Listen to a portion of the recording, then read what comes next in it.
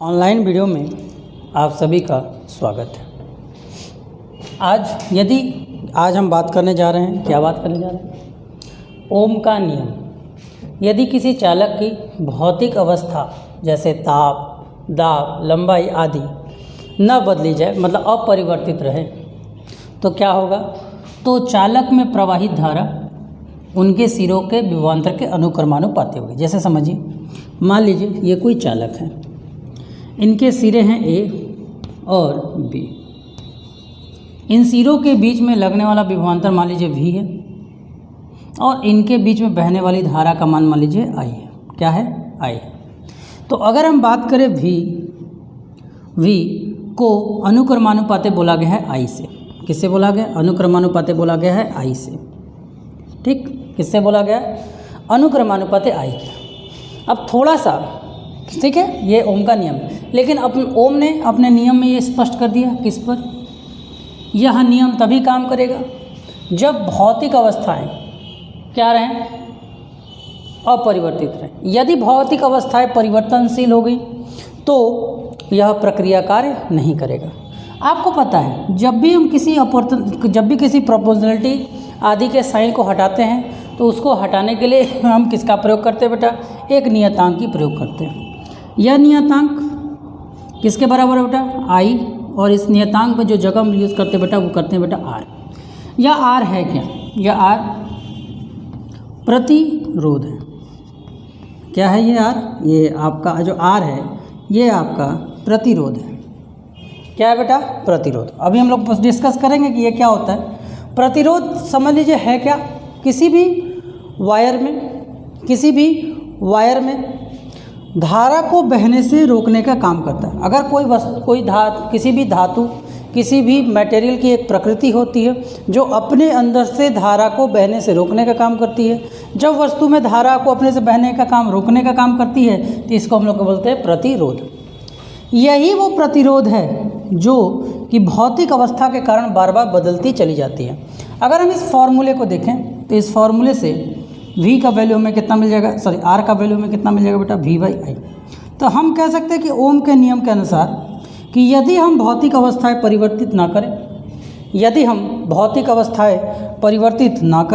भौतिक अवस्थाएं यदि परिवर्तित ना करें तो V/I का मान हमें फिक्स मिलेगा।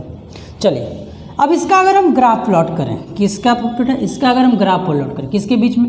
मान लीजिए हम ग्राफ प्लॉट करें V और I के बीच में। जैसा कि आपने देखा, अगर भौतिक अवस्थाएं अपरिवर्तित है तो मान लीजिए किसी वायर का मान 2 है। मान लीजिए किसी वायर के प्रतिरोध का मान 2 है। ठीक, तो अगर हम V को 6 कर देंगे तो I को अपने आप कितना होना पड़ेगा? 3, तभी तो होगा। ध्यान समझिएगा, मतलब V पर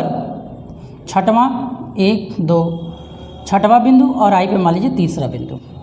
यदि हम 2 इधर कर दें, यहाँ अगर हम 4 कर दें V का मान, तो इसे अपने आप क्या होना पड़ेगा? 2, क्योंकि दोनों का मान नियत होना चाहिए। तो मान लीजिए वो बिंदु यहाँ आएगी। इसी तरह अगर आप किसी का प्रतिरोध का मान लेकर चलेंगे और बिंदु बनाते जाएंगे तो आप एक बिंदु बनाकर अगर आप ऐसे देखेंगे तो आपको एक सीधी रेखा मिल जाएगी। ये सीधी रेखा क्या प्रदर्शित करता है? यह सीधी रेखा यही प्रदर्शित करता है कि जो R है वो V/I के मान को डिपेंड करता है और वो क्या बेटा? कांस्टेंट है। लेकिन एक शब्द उन्होंने अपने बात में बोल दिया। क्या बोल दिया? कि ये तभी पॉसिबल है जब आपकी भौतिक अवस्थाएं अपरिवर्तित, मतलब भौतिक अवस्था में कोई परिवर्तन ना हो। ध्यान दीजिएगा, ये तभी आपका कार्यगर है जब भौतिक अवस्थाएं परिवर्तनशील ना हो। अब ध्यान से देखिए, यदि भौतिक अवस्थाएं परिवर्तनशील नहीं हैं, यदि भौतिक अवस्थाएं, अब इसमें देखिए क्या कर रहा है कि मान लीजिए आप देखिए इतने का गैप लीजिए, ये देखिए, फिर आप जितना गैप इधर लिए उतना गैप इधर लीजिए, तो आपको ये फील होगा जितना I आप बढ़ा रहे हो, जितना आप गैप इधर I का ले रहे थे, आपका देखिए हर बार ये जो गैप है आपस में आपको बराबर दिख रहा होगा। जिससे क्या पता चलता है? जैसे जैसे आपका V का मान बढ़ रहा है वैसे वैसे I का मान भी बढ़ रहा है। यदि आप प्रयोगों के द्वारा ग्राफ को प्लॉट करोगे तो आपको एक सीधी रेखा मिलती है। यदि सीधी रेखा नहीं मिलती तो आप कहोगे यह ओम के नियम को पालन नहीं करता। तो चलिए देखते हैं, क्या ओम का नियम सर्वव्यापी है? क्या ओम का नियम सर्वव्यापी हमेशा काम करता है? तो ये इसका आंसर होगा नहीं। तो ओम के नियम के पालन के आधार पर चालकों को चालक को दो भागों में बांटा गया। पहला किस में बांटा गया? ओमीय चालक, दूसरा अओमीय। पहला किस में बांटा गया? ओमीय चालक या रेखीय चालक, दूसरा अओमीय।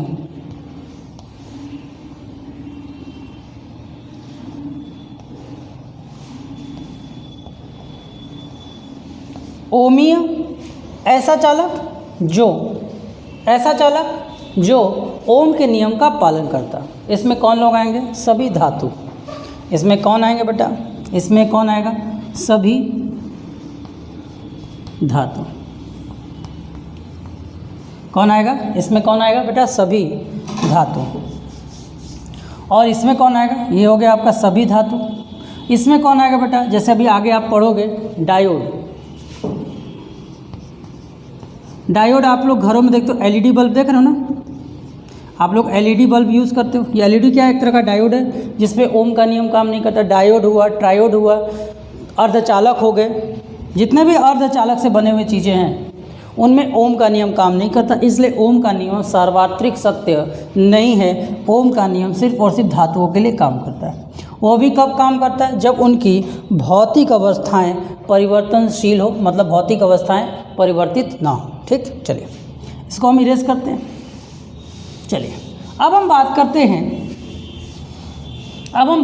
हैं आपको ओम का नियम समझ में आ गया होगा। ठीक है, चलिए तो अब हम लोग आते हैं नेक्स्ट टॉपिक पर। चलिए नोट कर लीजिए इसको। अब हम बात करते हैं ओम का नियम, अनुगमन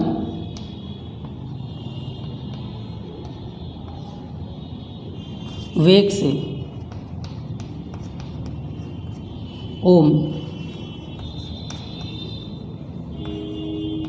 के नियम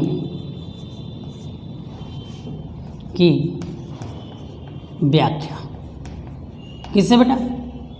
अनुगमन वेग का प्रयोग करते हुए हम लोग क्या करेंगे? ओम के नियम की व्याख्या करेंगे। चलिए शुरू करते हैं। अनुगमन वेग के आधार पर अगर हम बात करें तो सबसे पहले आप जानते हैं अनुगमन वेग में आई का मान क्या होता है? कितने लोग को याद है? आई का मान होता है आपका बेटा N E A V D. ये वी डी क्या बेटा? अनुगमन वेग है। चलिए ध्यान दीजिए।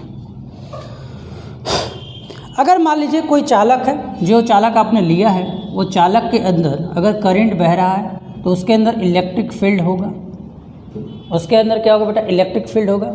यदि इस चालक की लंबाई L है, यदि इस चालक की लंबाई L है तो आपको याद होगा V बराबर E डॉट L होता है। चालक बराबर V बराबर E डॉट L होता है। मतलब यहाँ से अगर हम E की वैल्यू को निकालें तो L इसके साथ आ जाएगा, तो ये हो जाएगा V बाई L। इसको समीकरण नंबर 2 मान लीजिए। इसके अलावा आपने VD का मान भी पढ़ा होगा। VD का मान क्या था बेटा? किसको पता है? तो VD का मान हमारे पास क्या था बेटा? तो VD का मान था हमारे पास E, कैपिटल E अपॉन में M into tau, M into tau. चलिए सभी मानों को यदि हम रख दें, ये VD का मान है। ठीक, चलिए ये आपका किसका मान है बेटा? VD का मान है। इसको आप समीकरण नंबर 3 मान लीजिए। अब हम क्या करें? अब बड़े आराम से जो भी वैल्यूज़ आपको दी गई हैं उसको यहाँ पे VD का मान अगर हम यहाँ पर रख दें समीकरण 1 में, तो यहाँ लिख देते हैं समीकरण 1, 2 व 3 से। समीकरण 1 में VD का मान, समीकरण 1 में आप VD का मान और E का मान हम रख देंगे। चलो पहले समीकरण 1 व 3 से देखते हैं। समीकरण 1 व 3 से। समीकरण 1 और 3 को ध्यान से देखें तो I का मान क्या हो जाएगा? I बराबर N E A। अब यहाँ पे देखिए VD N E A। यहाँ पे आप देखिए बेटा VD क्या देख रहे हैं आप? यहाँ पे आप क्या देख रहे हैं बेटा? VD। बी डी की जगह हमको क्या रखना है बेटा, ई, कैपिटल ई अपॉन में एम इंटू टाउ। अब आगे लिखते हैं समीकरण 2 से। अब समीकरण 2 पर आइए। समीकरण 2 से आप ई का मान बदल दीजिए। ई का मान क्या होगा बेटा, वी बाई एल।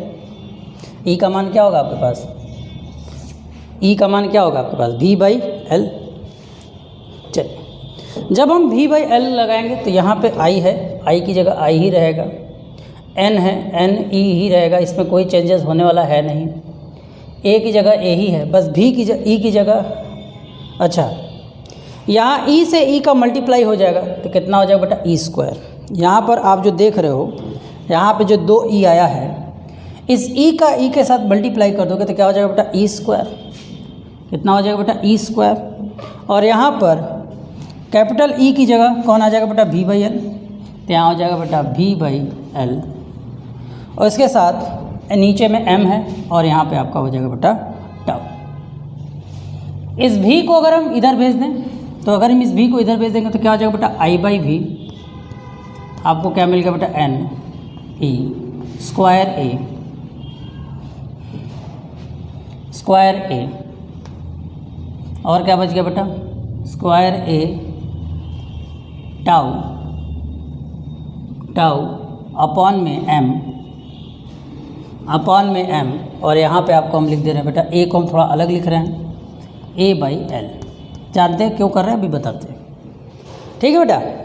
चलिए, अब हम इसको ध्यान से, अगर हम देखो, आपको पता है कि ओम का नियम भी हमने पढ़ा था, तो V equal to I R था, तो हमें जो R की वैल्यू निकालनी है वो रेशियो हमारा V बाई आई होना चाहिए।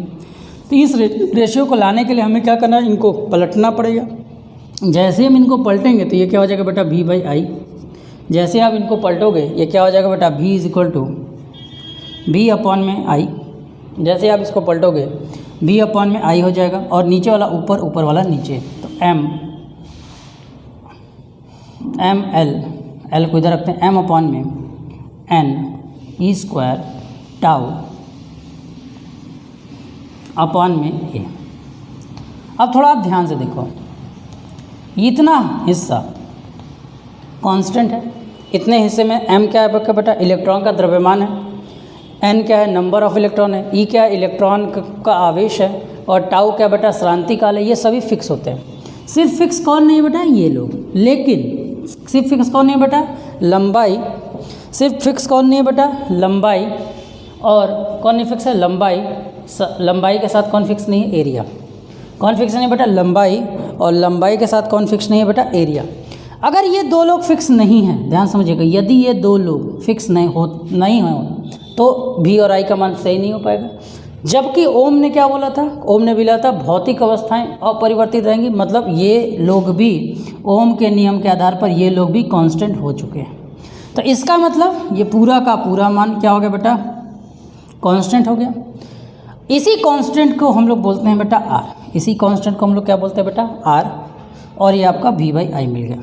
अगर हम कंपेयर करें ओम, ये तो हमारा ओम का नियम और ये हमने निकाला है, तो इससे अगर हम आर के मान की बात करें, इससे यदि हम आर की तुलना कर लें तो देखो आर की वैल्यू हमें क्या मिल जा रही है बेटा, M N E square tau L by A. क्या मिल जा रही है, ये मिल जा रही है। मिल जा रही है कि नहीं मिल जा रही है, मिल जा रही है ना। तो इससे आपको क्या पता चल रहा है कि जो प्रतिरोध है, जो प्रतिरोध है, ये हिस्सा जो आप देखो डॉटेड लाइन से हमने बनाया है, ये हिस्सा तो बेटा 100% कांस्टेंट है, इसमें कोई भी शक आपका नहीं है।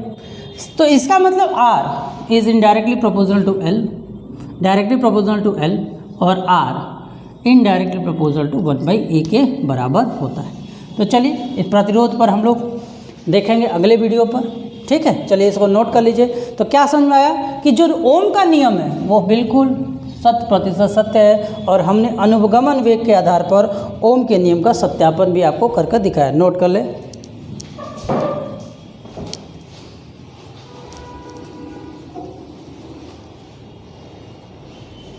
चल, तो जैसा कि आपने देखा प्रतिरोध के बारे में आप लोगों ने देखा। चलिए आते हैं हम लोग प्रतिरोध के और भी मीनिंग्स पर हम लोग क्लियरनेस करते हैं कि प्रतिरोध और क्या क्या हमें दे सकता है। चलिए प्रतिरोध क्या है, सबसे पहले हम लोग बात करते हैं प्रतिरोध है क्या। प्रतिरोध क्या है बेटा, रुकावट। क्या है बेटा, प्रतिरोध आपका रुकावट है।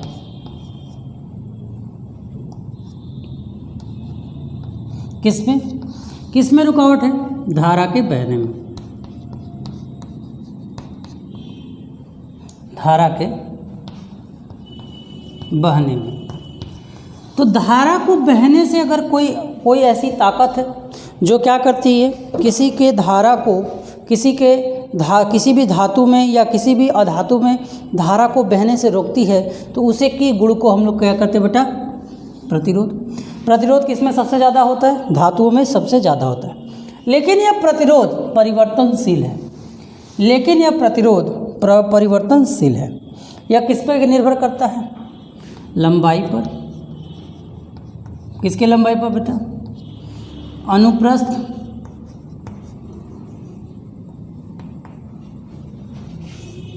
काट, अनुप्रस्थ क्षेत्रफल पर और ताप पर। ताप पर अभी हम डिस्कस नहीं करेंगे, अभी हम सिर्फ डिस्कस करेंगे किस पर, लंबाई और अनुप्रस्थ क्षेत्रफल पर। सीधी सी बात है, तार जितना लंबा होता जाएगा, ध्यान समझिएगा, तार आपका जितना लंबा होता जाएगा उसमें लगने वाला प्रतिरोध उतना ज़्यादा होता चला जाएगा। ठीक, चलिए, तो R जो है वो L के अनुक्रमानुपाती होती है। अब ये अनुप्रस्थ काट क्या होता है समझने का प्रयास कीजिए। जैसे मान लीजिए ये आपका कोई क्यूबॉइड है, जैसे मान लीजिए आपका कोई ये क्यूबॉइड है,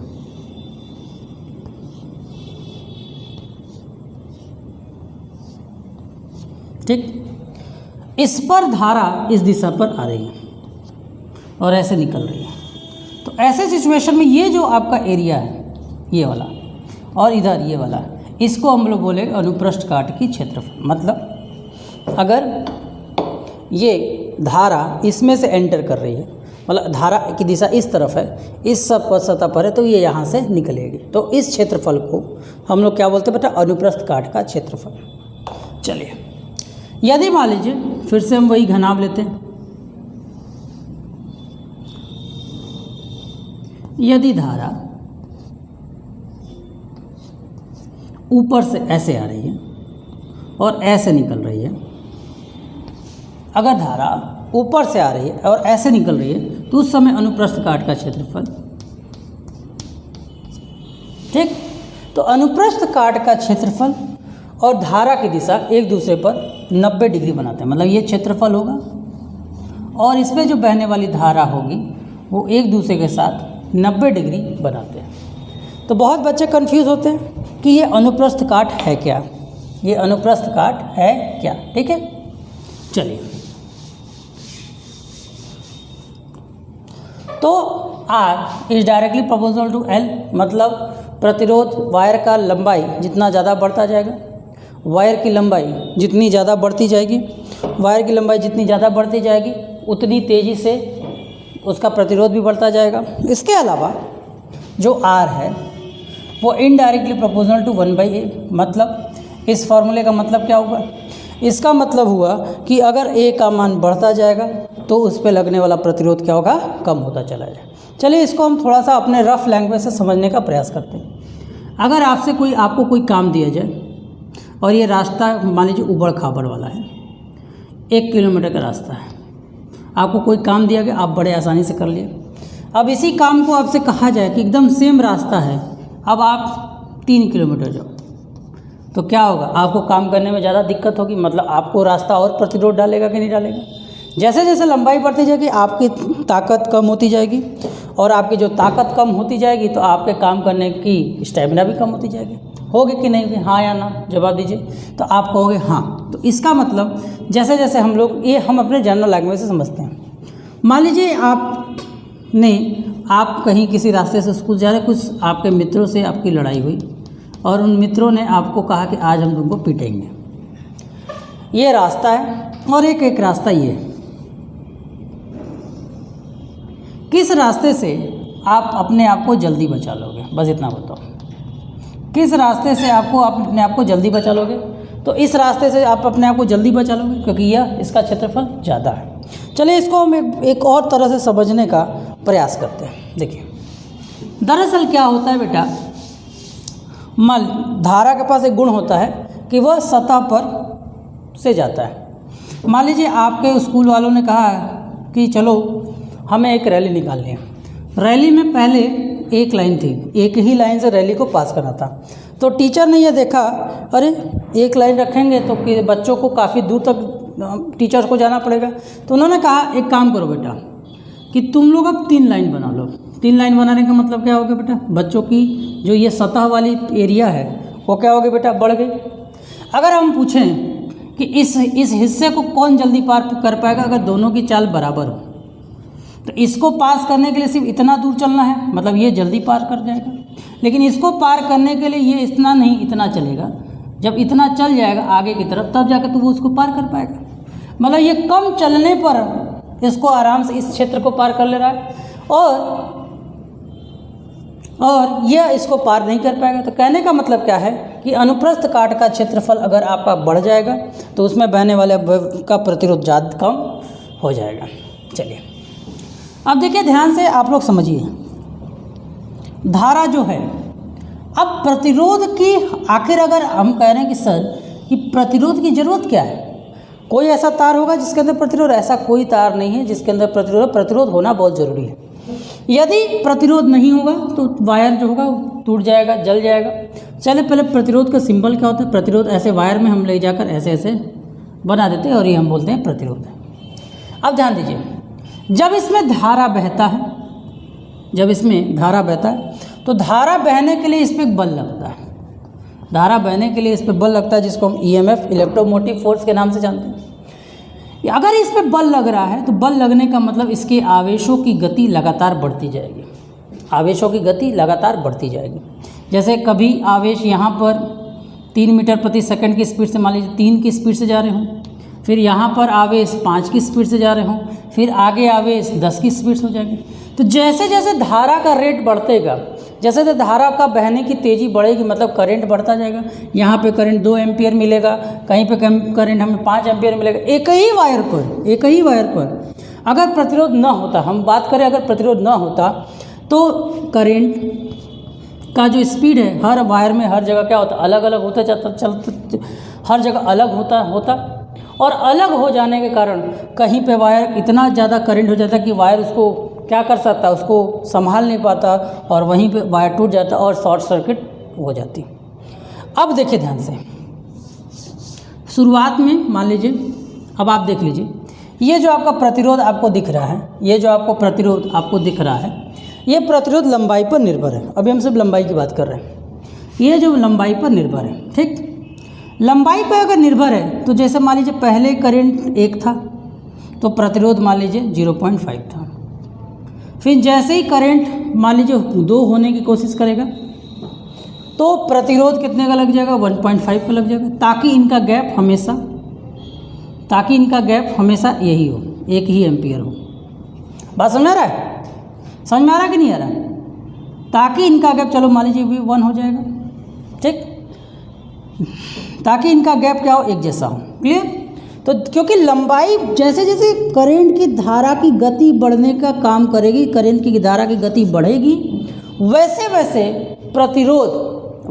प्रतिरोध भी बढ़ रहा है। जैसे समझ लीजिए आप पानी में अगर कोई व्यक्ति अगर ऊपर से नीचे गिरता है तो उसे चोट कम लगती है या ना के बराबर लगती है। क्यों ऐसा होता है भाई? क्योंकि पानी के नीचे जैसे जैसे आप जाते हो आप एक कांस्टेंट गिरते, अगर आप 10 की स्पीड से गिर रहे हो तो आप 10 के ही स्पीड से गिरोगे, आपकी स्पीड में कोई ऊपर चेंजेस नहीं होगा, कोई बदलाव नहीं होगा। लेकिन यही जब आप हवा में कूदते हो तो आपके अंदर गति इतनी तेज़ी से बढ़ती है कि आपको चोट लगे। लेकिन वही जब हम पैराशूट से कूदते हैं तो पैराशूट से कूदने पर जो हमारी गति होती है वो क्या हो जाती है, कांस्टेंट हो जाती है, जिससे हम पैराशूट से कूदने पर हमें चोट नहीं लगता है, कम लगता है, लेकिन ऐसे कूदने पर चोट लग जाता है। यही तो जल के अंदर भी एक गति होती है जो क्या करता है, श्यान बल होता है, जो कि क्या करता है, द्रव के अंदर आपके गिरने की गति को कांस्टेंट कर देता है, जिसके कारण आपको पानी के अंदर भी कोई चोट नहीं लगता है। समझ में आया? तो यदि प्रतिरोध हमारे अंदर नहीं होता, अगर किसी वायर में नहीं होता, यदि प्रतिरोध किसी वायर में नहीं होता तो उसमें से करंट का बहना मुश्किल हो जाता, क्योंकि कहीं पर भी करंट बह नहीं पाता है। क्या रीज़न होता है कि कहीं पर भी करंट बहता है, उस करंट को बहने में फोर्स लगता है, फोर्स बढ़ने के कारण उसके अंदर जो आवेश है वो बहुत तेज़ी से बढ़ने लगता है। और एक समय ऐसा आता है कि वायर में एक जगह पर ऐसा आता है जहाँ पे वायर में बहने वाले करंट की मात्रा इतनी ज़्यादा हो जाती है कि वायर उसको झेल नहीं पाता और वो वायर क्या हो जाएगा, टूट जाएगा और करंट कभी प्रवाहित नहीं हो पाएगा। तो करंट को प्रवाहित होने के लिए प्रतिरोध का होना अति आवश्यक है। ठीक, चलिए आइए अब देखिए, यहाँ पर जो हमने इन दो लोगों को लिया है, तो ये R जो होगा वो क्या होगा बेटा, रो L/A, क्योंकि हमेशा जब भी हम किसी भी, जैसे इन दोनों को अगर हम साथ लें तो R की वैल्यू क्या होगी, प्रोपोर्शनल अपॉन L/A होगा। तो जैसे ही हम R की वैल्यू को प्रोपोर्शनलिटी के साइन को हटाते हैं, हमेशा एक नियतांक का प्रयोग करते हैं, और इस नियतांक का नाम क्या है बेटा, इस नियतांक का नाम है प्रतिरोधकता या विशिष्ट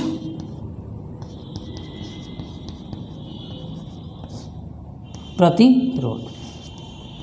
ये बहुत ही इम्पॉर्टेंट है, ठीक है, इसके बारे में हम लोग और इसका जो मान है वो भौतिक अवस्थाओं पर निर्भर नहीं करता। मतलब यह जो होता है वो हर पदार्थ के लिए नियत होता है, लेकिन एक चीज़ पर इसका मान बदलता है, और वो क्या, कौन सा चीज़ है बेटा, ताप। ठीक, चलिए तो आज के लिए इतना ही। नेक्स्ट वीडियो में हम आप लोग को नेक्स्ट डिटेल पर आएंगे। धन्यवाद।